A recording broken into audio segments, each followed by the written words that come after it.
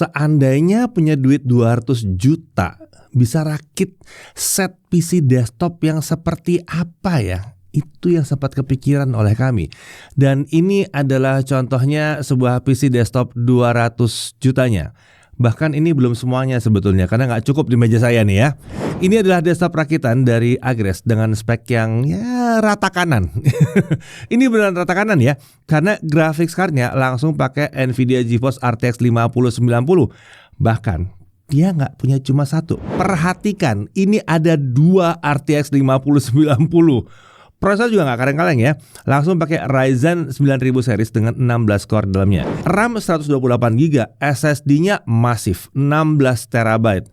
Pertanyaannya, emang PC desktop ratusan juta kayak gini bisa dipakai buat apa aja sih?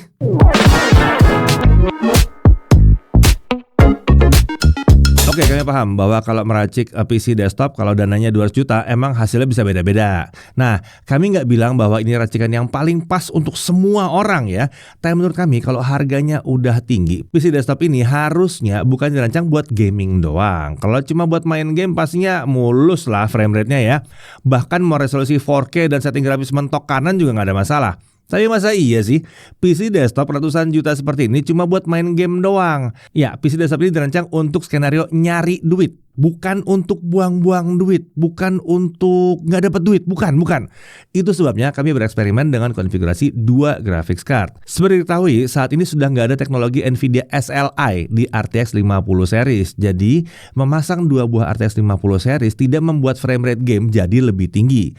Tapi lain ceritanya kalau kita pasang 2 graphics card untuk kerja, beda. Sebagai contoh, kita bisa lihat di aplikasi Blender.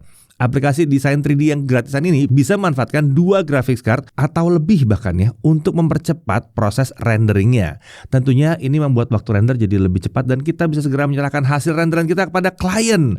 Lalu ada juga aplikasi seperti misalnya DaVinci Resolve Studio. Di versi berbayarnya, aplikasi editing video ini mengizinkan penggunaan 2 graphics card atau lebih untuk proses editing dan ekspornya.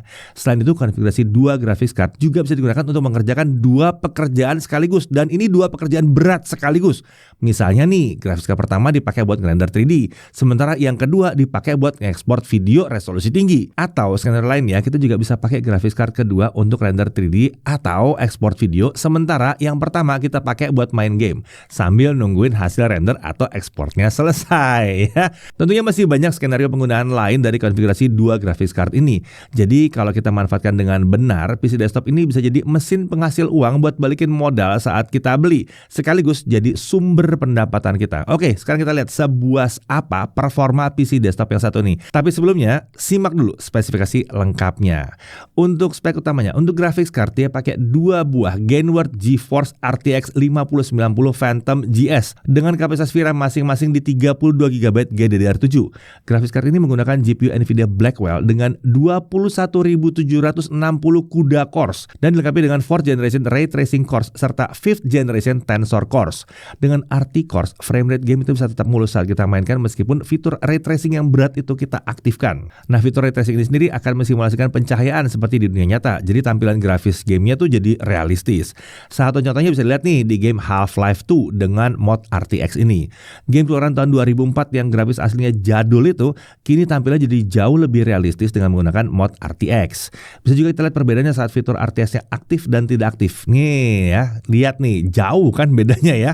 RTX 5090 ini juga punya tensor core terbaru yang membuat kemampuan AI-nya mencapai 3352 TOPS. Jauh lebih tinggi dibandingkan RTX 4090 yang hanya 1321 TOPS. Dengan kemampuan AI tinggi itu, graphics card jadi bisa melipat gandakan frame rate jauh lebih tinggi saat kita aktifkan fitur DLSS 4 Multi Frame Generation di dalam sebuah game. Berbeda dengan frame generation sebelumnya yang hanya memproduksi 1 frame tambahan, Multi Frame Generation akan memproduksi hingga 3 frame tambahan untuk setiap frame yang sudah dirender. Jadi, game AAA yang berat bisa dimainkan dengan frame rate ratusan FPS bahkan di settingan 4K mentok kanan. Kemampuan AI setinggi itu juga membuat RTX 5090 sangat cocok untuk pekerjaan yang membutuhkan AI ya. Aplikasi AI yang memanfaatkan kemampuan RTX 5090 pun makin banyak seperti Anything LLM, Comfy UI, atau yang bisa kita kenal sebagai Stable Diffusion. Mau bikin gambar tapi nggak bisa gambar? Tenang, kita bisa bikin gambar dengan mudah pakai aplikasi AI seperti Comfy UI ini. Tinggal masukkan teks atau prompt seperti ini nih ya. Lalu kita klik tombol run dan gambar yang kita inginkan langsung jadi dalam waktu beberapa detik saja. Berikut yang kita coba AI di RTX 5090 untuk menjalankan Large Language Model di aplikasi LM Studio. Bisa dilihat nih, kalau kita pakai satu RTX 5090, load GPU naik hingga di atas 90% dengan penggunaan VRAM-nya mencapai 21 GB. Menariknya, kalau kita pakai dua RTX 5090, load GPU-nya jadi bisa terbagi. Bisa kita lihat sekarang load masing-masing RTX 5090 jadi ada di kisaran 40-50% dan penggunaan VRAM turun ke kisaran 10-11 GB. Tentunya AI di RTX 5090 ini juga bisa dipakai di aplikasi sehari-hari seperti Blender. Di aplikasi ini ada fitur AI denoising agar tampilan viewport dan hasil rendernya bebas dari noise. Bisa dilihat nih, beda hasil dengan denoise aktif dan kalau tidak aktif. Menariknya, dengan hasil render yang lebih bagus, waktu rendernya tetap mirip antara fitur denoise aktif dan tidak aktif. Selain itu, AI di RTX 5090 juga bisa kita pakai untuk editing video di aplikasi DaVinci Resolve Studio. Di aplikasi ini ada fitur AI Magic Mask yang bisa menghilangkan gambar background dari sebuah video. Kita coba aja langsung nih fiturnya dengan video seperti ini. Pertama-tama, kita pilih objek yang tetap ingin kita tampilkan dengan menarik garis seperti ini. Berikutnya kita klik tombol tracking dan backgroundnya hilang dalam sekejap. Tentunya aplikasi Premiere Pro juga dapat memanfaatkan kemampuan AI di RTX 5090 seperti misalnya Scene Edit Detection atau kalau mau pakai Auto Reframe. Di graphics card Nvidia juga ada fitur Nvidia Reflex nih yang bisa menurunkan input latensi saat kita main game. Jadi saat gamer menekan tombol di keyboard, mouse, atau gamepad, game akan jadi lebih cepat merespon input tersebut dibandingkan kalau kita nggak pakai fitur Nvidia Reflex. Buat pemain game kompetitif, fitur Nvidia Reflex harusnya bisa membantu menembak lebih cepat dan akurat. Nah, untuk gamer yang melakukan streaming atau rekam gameplay mereka, kemampuan encoder AV1 di RTX 50 series ini juga ditingkatkan. Jadi kualitas gambarnya lebih baik dibandingkan sebelumnya. Bahkan sekarang ada mode AV1 Ultra High Quality yang membuat kualitas gambarnya jadi lebih baik lagi. Kodek AV1 sendiri diklaim mampu menawarkan kualitas gambar lebih baik dibandingkan kodek H264 dengan bitrate yang sama. Ini membuat kita lebih hemat bandwidth internet saat streaming. Tentunya kemampuan RTX 50 series ini ditunjang aplikasi Nvidia App, penerus dari GeForce Experience. Nah, dengan Nvidia App, kita bisa dengan mudah mengupdate driver ke versi terbaru atau pindah dari game ready ke studio driver untuk content creation ya. Selain itu, kita juga bisa mengaplikasikan setting game yang direkomendasikan Nvidia sesuai dengan tipe GPU kita. Jadi frame rate-nya ya nggak bakal patah-patah sih ya. Bahkan kita juga bisa memaksa game tertentu agar bisa menggunakan fitur-fitur dari DLSS 4. Di sini kita juga bisa mengaktifkan fitur RTX Video Enhancement yang bisa melakukan upscale video resolusi rendah ke resolusi yang lebih tinggi.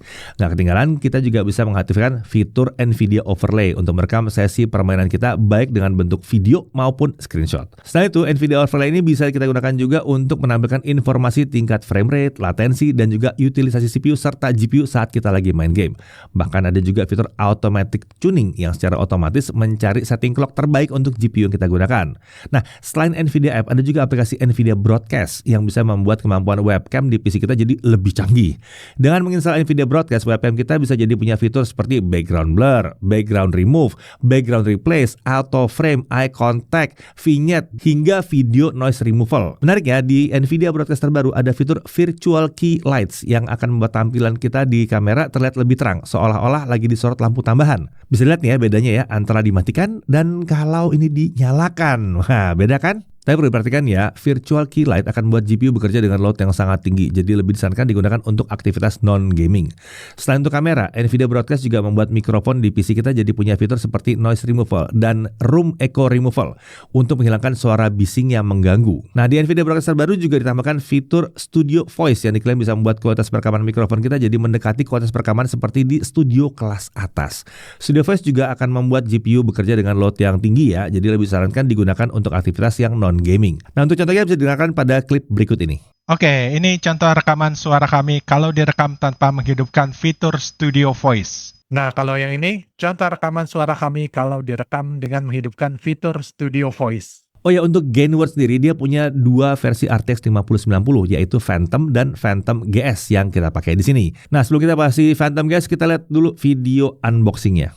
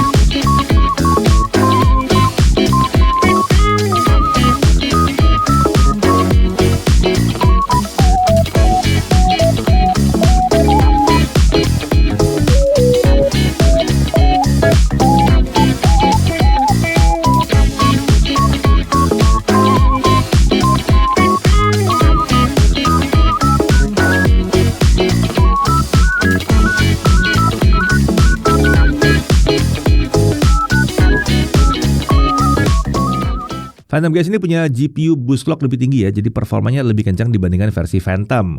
GPU boost clocknya lebih tinggi dari standar Nvidia yang di 2410 MHz. Menariknya di graphics card ini ada switch dual BIOS untuk memilih mode performance atau silent. Nah untuk suplai daya, graphics card ini menggunakan satu konektor 12 VH PWR. Sementara untuk nilai TGP maksimumnya ada di 600 watt, sedikit lebih tinggi dibandingkan standar Nvidia yang di 575 watt. Untuk pendingin, graphics card ini menggunakan sistem pendingin vapor chamber yang tebalnya 3,5 slot. Untuk ukuran bodinya sebesar 33,1 x 14,5 x 6,9 cm. Bodinya memang besar ya, tapi bukan RTX 5090 paling besar saat ini loh sebetulnya ya. Sistem pendingin ini juga dilengkapi dengan 3 buah kipas cyclone fan, composite heat pipe, dan diffuser fin. Menariknya, kipas ini punya rating IP5X, jadi bagian motornya itu aman dari debu, membuat umur pakainya jadi lebih panjang. Kipas ini juga punya fitur Zero RPM fan yang membuat kipas tidak berisik saat beban kerja graphics card lagi rendah. Sistem pendingin tersebut dilengkapi dengan shroud atau penutup dengan warna hitam dan motif honeycomb yang membuat penampilan jadi keren nih. Pada bagian samping penutup tersebut ada tulisan Phantom yang memancarkan warna RGB saat menyala. Graphics card ini dilengkapi dengan Ultra Dense Protection Plate pada PCB-nya untuk mencegah resiko melengkung. Sementara untuk konektor displaynya ada 3 DisplayPort 2.1B dan 1 HDMI 2.1B. Nah, selalu untuk prosesornya kita pakai Ryzen 9 9950X3D. Ini 16 core dan 32 thread. L3 cache-nya besar, 128 MB. Untuk integrated graphics kita pakai Radeon Graphics. Nah, untuk motherboard kita pakai Asus ROG Crosshair X870E Extreme. Memori atau RAM-nya kita pakai 4x32 GB tim T-Create Expert DDR5 6400 MHz. Tapi perlu diperhatikan ya, karena menggunakan 4 keping RAM, kecepatan defaultnya jadi 3600 MHz dan ini memang normal. Untuk storage, kali ini kita pakai 4x4 TB SSD Citai T+ 7100 NVMe PCIe Gen 4x4. SSD diklaim punya kecepatan baca di 7000 MB per second dan tulis di 6000 MB per second. Untuk CPU cooler kita pakai Cooler Master Liquid Atmos 2 360 VRM fan. All-in-one liquid cooler ini dilengkapi dengan radiator 360 mm dan 3 buah kipas masing-masing 120 mm. Untuk power supply kita pakai FSP Hydro PTM Pro. PS ini punya keluaran daya 1650 watt dan sudah memenuhi standar 80 Plus Platinum dan ATX V3.1. Untuk casing kita pakai Cooler Master Frame 600 modular ya. Casing ini mendukung motherboard hingga form factor IATX dan bisa dipasangi hingga 10 kipas. Untuk OS kita pakai Windows 11 Pro versi 24H2. Sekarang kita masuk dalam aspek performanya. Untuk menguji PC desktop ini kami juga menggunakan komponen pendukung lainnya ya, seperti monitor Asus ROG XG27 UCG dengan resolusi 4K 160Hz. Lalu juga Logitech G Pro X TKL Rapid Gaming Keyboard. Lalu ada Logitech G Pro X2 Superlight Wireless Gaming Mouse dan Logitech G Pro X2 Lightspeed Gaming Headset. Untuk ujian kali ini kami akan menggunakan kecepatan kipas full speed untuk kipas casing dan all-in-one liquid coolernya. Kita lihat dulu dari Cinebench R23. Di stabilitas selama 30 menit, skor tertinggi yang dicapai adalah 43.108 poin. Sementara skor yang bisa dipertahankan adalah di 42.200 sampai 42.700 poin. Untuk suhu kerjanya, pas menjalankan Cinebench R23 stabilitas selama setengah jam, terlihat suhu prosesor masih aman terkendali di bawah 80 derajat Celcius. Untuk konsumsi daya ini ada di kisaran 404 sampai 429 watt.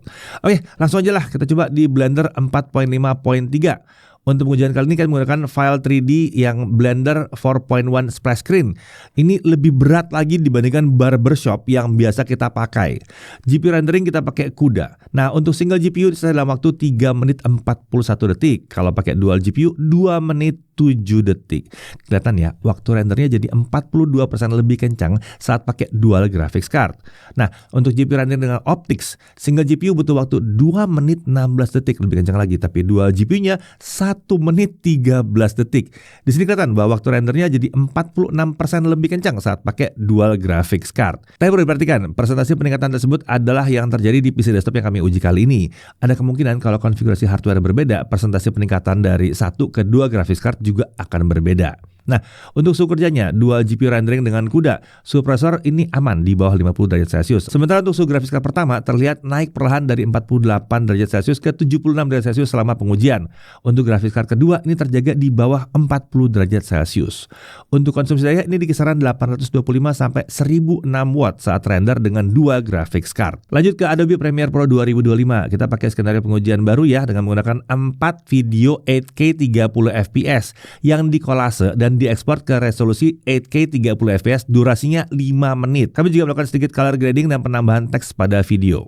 Nah, kalau pakai CUDA, kita lihat bahwa single GPU itu butuh waktu 18 menit 27 detik. Kalau dua GPU 18 menit 14 detik. Terlihat saat pakai dua graphics card, waktu ekspornya tuh hanya berkurang sedikit. Sepertinya aplikasi ini belum sepenuhnya bisa memanfaatkan dua graphics card untuk exporting. Nah, suhu kerja saat melakukan 8K video export dengan CUDA, terlihat bahwa suhu prosesor serta graphics card pertama dan kedua terkendali di bawah 65 derajat Celcius.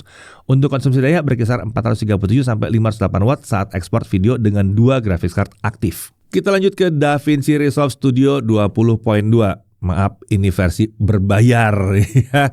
Ya, di sini kami juga menggunakan skenario pengujian yang sama seperti Premiere Pro sebelumnya ya. Videonya 8K 30 5 menit ya.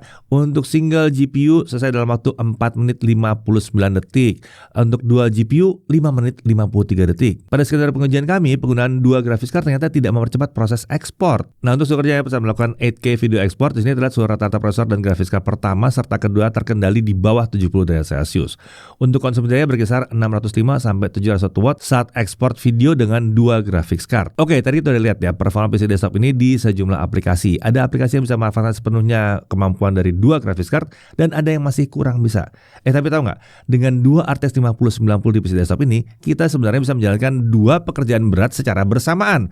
Contohnya, kita bisa render 3D sambil melakukan ekspor video. Oke, untuk uji skenario ini kami menggunakan aplikasi Blender dan DaVinci Resolve Studio. Ya, aplikasi ini kita pakai karena kita bisa milih graphics card mana yang ingin kita pakai untuk merender atau mengekspor. Untuk file 3D dan videonya masih sama seperti yang tadi kami pakai. Pertama-tama kita coba terlebih dahulu merender 3D dan mengekspor video secara bersamaan. Tapi ini kita pakai satu RTX 5090 aja. Hasil ini akan kita jadikan sebagai perbandingan ya.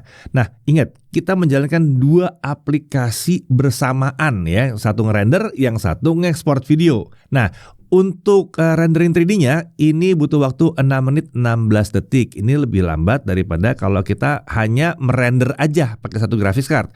Tadi kan dapatnya 3 menit 41 detik. Sementara waktu jalan berdua ini ya aplikasinya ya, ekspor videonya butuh waktu jadi 7 menit 44 detik. Ini juga jadi lebih lambat dibandingkan saat kita ngekspor hanya dengan satu aplikasi dan satu graphics card yang butuh waktu 4 menit 59 detik. Ya, ini normal ya, karena satu graphics card mengerjakan dua pekerjaan berat secara bersamaan. Nah, sekarang coba kita bagi dua pekerjaannya. Jadi satu graphics card mengerjakan render 3D, satu lagi mengerjakan ekspor video ya. Hasilnya, yang render 3D itu butuh waktu hanya 4 menit 39 detik. Sementara untuk ekspor videonya di waktu yang bersamaan, dia butuh waktu 5 menit 25 detik. Kelihatan ya, waktu yang dibutuhkan jadi lebih cepat dibandingkan ngerender dan ngekspor bersamaan kalau hanya pakai satu graphics card. Jadi bisa nih kita pakai PC desktop dengan dua graphics card untuk menjalankan dua pekerjaan berat secara bersamaan dengan lancar. Jadi bayangkan nih, kalau misalnya kalian diminta mengekspor video resolusi tinggi yang butuh waktu lama, tapi harus ngerender aset 3D juga ya. Kan kadang-kadang sebuah project itu butuh semuanya, video iya, aset 3D iya gitu ya. Kalau dikerjain satu-satu pasti akan makan waktu yang lama. Ini agak ekstrim sih memang ya. Tapi untuk yang berkecimpung dalam dunia desain dan multimedia, pastinya pernah punya mimpi bahwa komputernya bisa melakukan keduanya berbarengan dengan cepat. Berikutnya kita uji di skenario yang agak unik, yaitu memainkan game sambil ngerender 3D atau sambil ngekspor video. Emangnya bisa? Tenang, bisa kok. Kan PC-nya pakai dua RTX 5090. Ini buat kita bisa nunggu hasil render 3D atau ekspor video yang biasanya lama, tapi sambil mainin game favorit kita. Untuk gamenya kita langsung aja pakai Black Myth Wukong. Di sini kita ngatur graphics card kedua untuk render 3D atau ekspor video, sementara yang pertama dipakai untuk jalin game. Pertama-tama kita coba main game sambil ngerender 3D dulu. Waktu rendernya jadi 3 menit 52 detik. Hasil ini nyaris sama seperti saat render 3D dengan satu graphics card yang butuh waktu 3 menit 41 detik. Terlihat juga frame rate game hampir nggak kepengaruh meskipun ada render 3D di background. Berikutnya kita coba main game sambil ngekspor video. Waktu ekspornya jadi 8 menit 19 detik. Ini agak sedikit lebih lambat dibandingkan saat ngekspor video dengan satu graphics card yang butuh waktu 4 menit 59 detik. Mungkin hal ini disebabkan karena alokasi jalur PCIe graphics card kedua yang berbeda dibandingkan card yang pertama. Tapi secara keseluruhan, proses ekspornya nggak mengalami masalah sama sekali. Di sini juga terlihat bahwa frame rate game tetap tinggi walaupun kita jalankan ekspor video di background.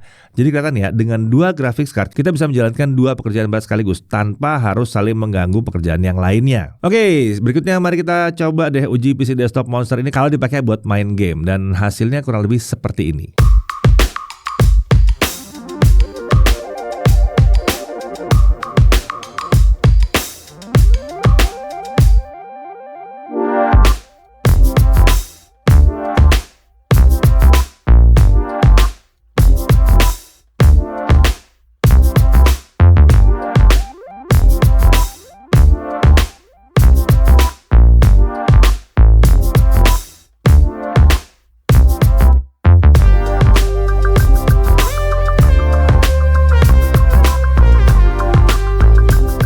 Nah, suhu kerjanya pada saat setengah jam memainkan Assassin's Creed Mirage, kita lihat suhu prosesor masih ada di bawah 70 derajat Celcius, sementara grafis card pertama itu di 74 sampai 76 derajat Celcius, yang kedua itu suhunya ada di kisaran 41 sampai 42 derajat Celcius. Lanjut untuk storage test, dengan Crystal-Disma kita dapatkan bahwa kecepatan baca SSD-nya ada di 7363 MB per second dan tulisnya di 6406 MB per second.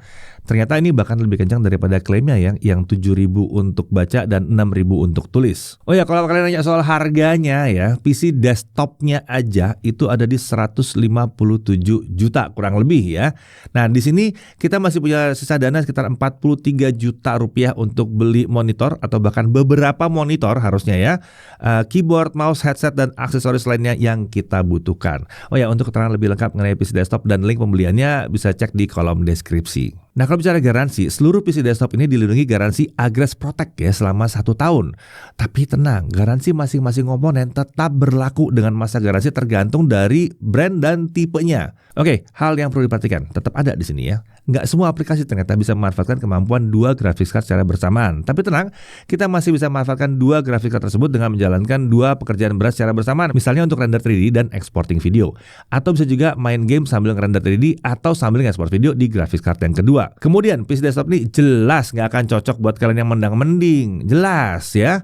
Sebenarnya kalau melihat komponen-komponen yang digunakan, wajar sih kalau harga keseluruhan PC desktop ini nggak bisa murah-murah amat ya. Nggak mungkin dong PC desktop spek seperti ini harganya 10 jutaan. Nggak mungkin.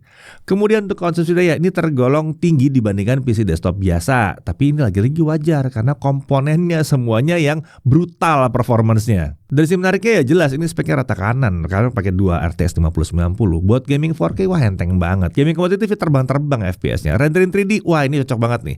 Buat editing video lancar. Bahkan video 8K pun nggak ada masalah. Pastinya dia juga lancar dipakai untuk jalan aplikasi AI. Kapasitas RAM dan SSD bawaannya masif. Yang satu ini jelas masif. Dan dia udah pakai PSU gede ya, yang 1650 watt, 80 plus platinum di sini. Pendinginnya pakai all-in-one liquid cooler di sini. Suhu kerjanya masih relatif aman di sini dan garansi masing-masing komponen tetap berlaku. Jadi pertanyaannya, kalau toh diinginkan ya, PC desktop dari Agrest dengan 2 RTX 5090 ini cocoknya buat siapa? Nah, yang satu cocoknya harusnya untuk mereka yang butuh PC desktop dengan performa yang nggak pakai kompromi. Buat desainer 3D ini udah oke banget. Apalagi buat desainer 3D pasti ya. Apalagi kalau aplikasi ini pakai memang support dual graphics card atau lebih. Ya kalau pakai Blender sih pasti support lah ya. Mau dipakai buat desain CAD itu pasti juga mantap banget. Mau dipakai untuk AI model inference dan training juga bisa, asalkan aplikasi AI memang support si RTX 5090 dan ini punya 2 biji di sini ya. Mau dipakai untuk editing video juga bisa, apalagi RTX 5090-nya siap untuk handle video 8K, video AV1 dan juga video dengan color format 422. Dan pastinya PC desktop yang satu ini siap memainkan game AAA dan game kompetitif baru di resolusi 4K dengan mulus dan lancar, bahkan dengan fitur ray tracing diaktifkan sekalipun. Jadi kalau dana bukan jadi masalah, rasanya PC desktop seperti ini bisa jadi pilihan untuk mereka yang butuh mesin mencari uang atau mesin gaming yang siap pakai dan nggak perlu repot-repot dirakit-rakit lagi. Dan yang jelas untuk kali ini kita sudah membuktikan bagaimana rasanya pakai PC desktop yang satu setnya ya berikut dengan monitor-monitornya itu bisa nyampe 200 juta rupiah. Saya Dedi Irfan, Jangan Ribut TV.